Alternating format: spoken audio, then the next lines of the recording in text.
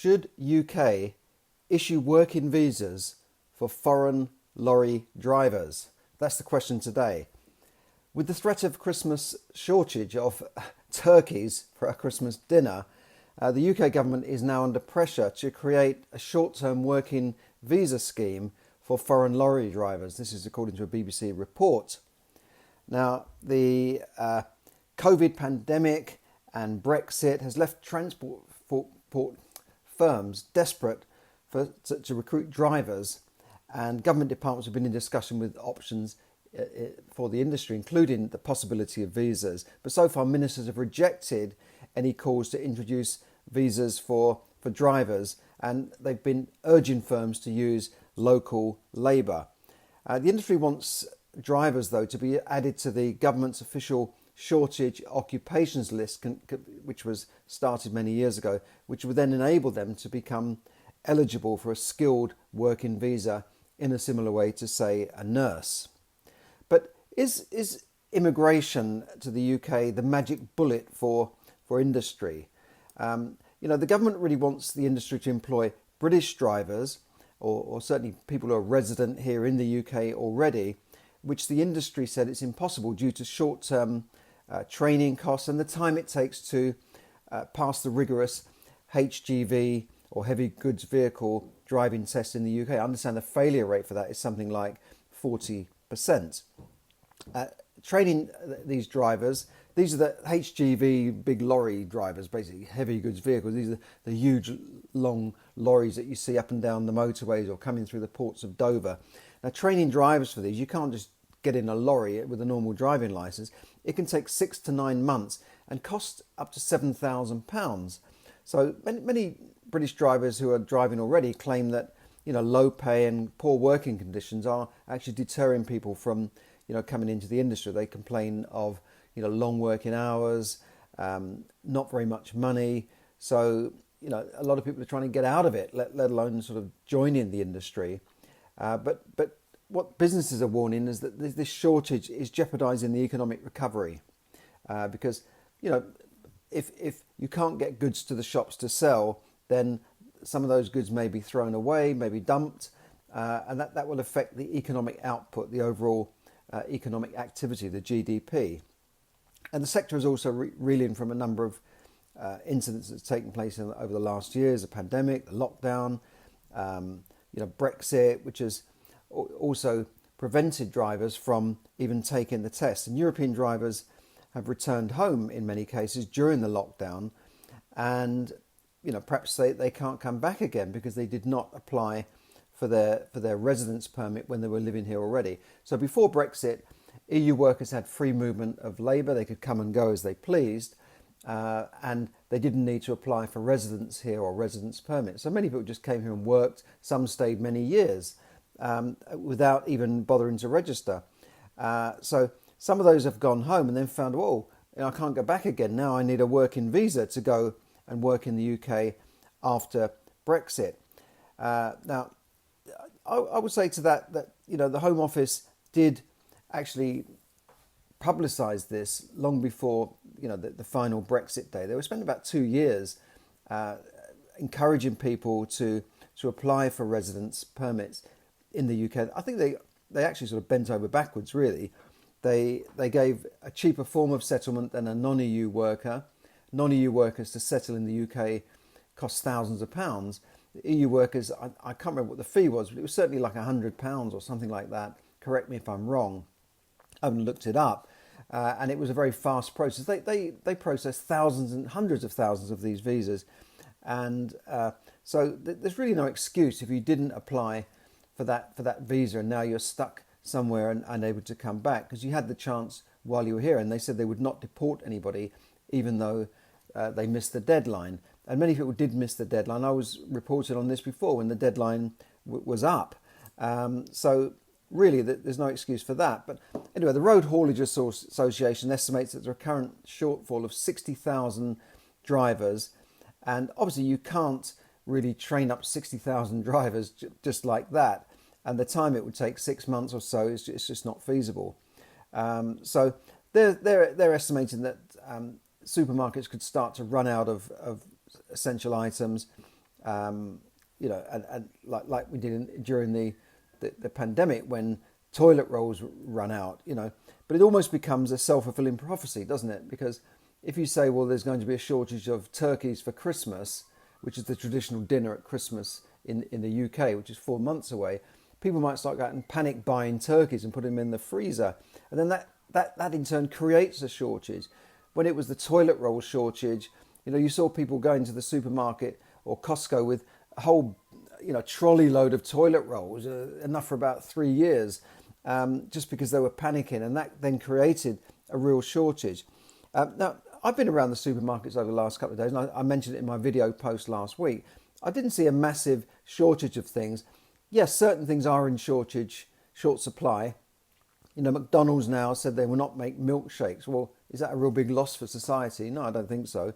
But it does affect economic output.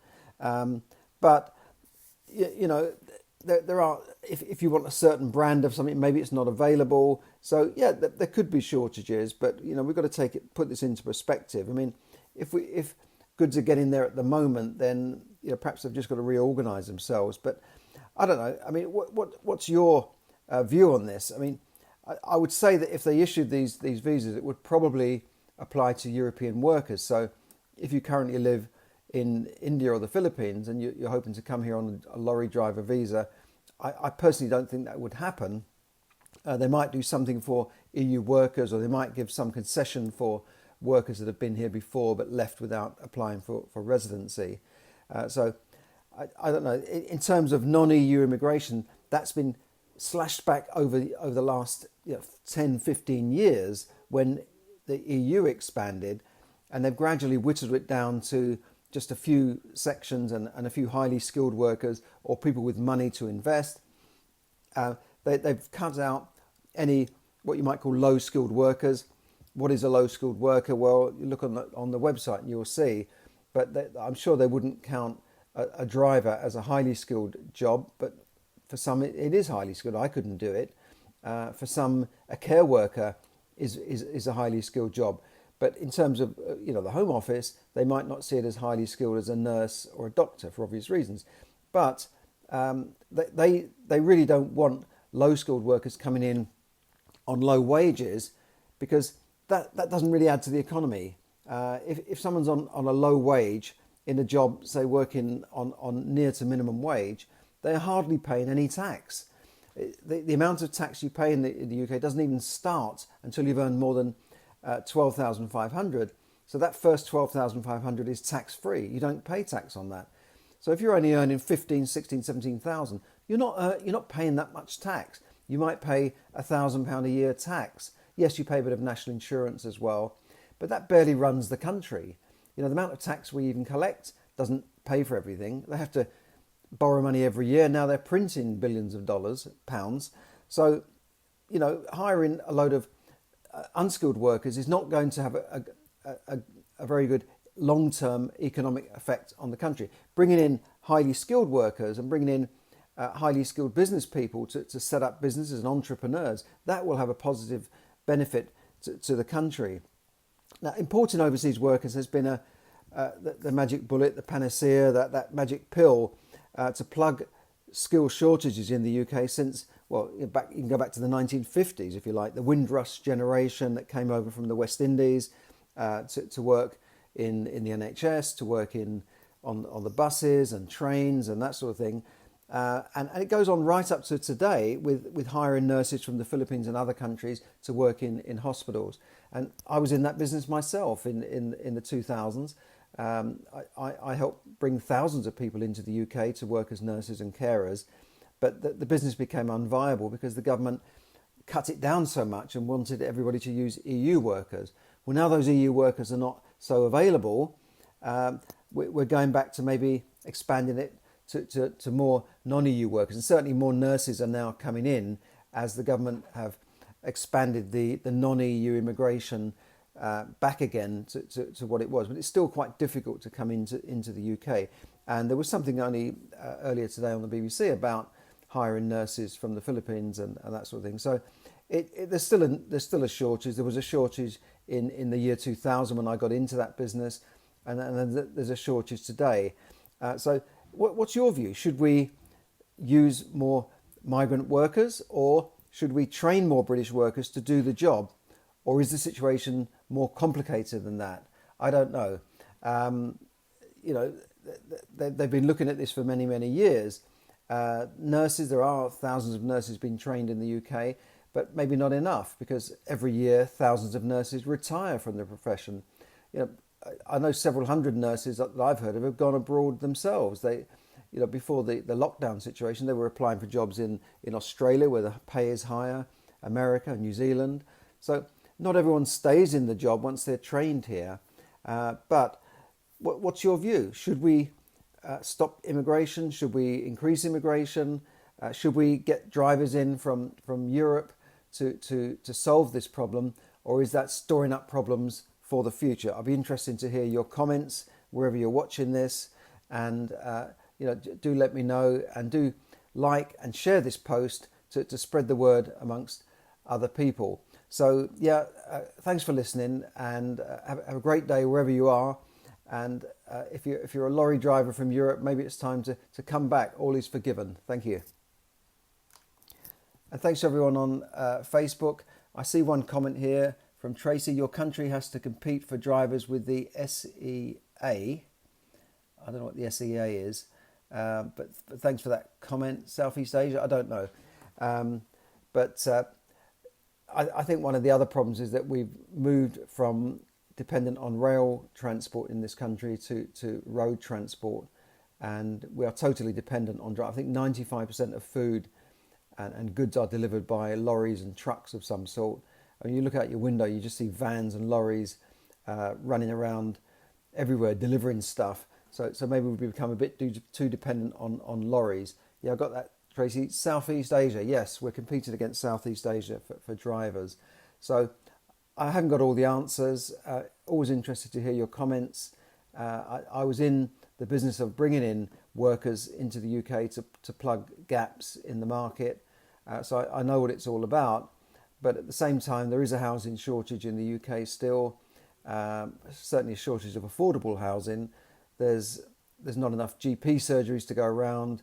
So it has created a lot of social issues when you just bring in labour en masse in one hit. And certainly with the EU opening up, you know, maybe 2 or 3 million people came into the country in a short space of time, and that has created problems. I mean, there's shortage of school places, doctors, as I said, you know, hospitals are full up. All these things are created when you just say, right, well, let's bring in 100,000 workers, but you don't provide any of the infrastructure needed to support that community. So there are all sorts of things you have to think about, rather than just saying, well, let's bring in this case, 60,000 lorry drivers to plug the gap. And yeah, you could just bring them in like that. You could just say, right, get 60,000 lorry drivers from Europe, from Poland, from Romania, and probably quickly fill it up. Perhaps they already have European licenses, so they don't need training here, as would, say, a driver from the Philippines, say. And so it would be a quick fix. But then what? Where are those people going to live? And then if their family are here, where are they going to go to school? Have you got GP surgeries for them? All these things have to be taken into account. So the problem is a lot more complicated than most people think. So thanks for listening. If you'd like to follow my training on this page, you can see my previous posts on mastering your money the smart way without working any harder. You should find it on the page here. And you can also look at my on-demand training, which is how to become financially free without working any harder. Follow the link and click on the link below. So thanks for listening, and have a great day. Bye for now.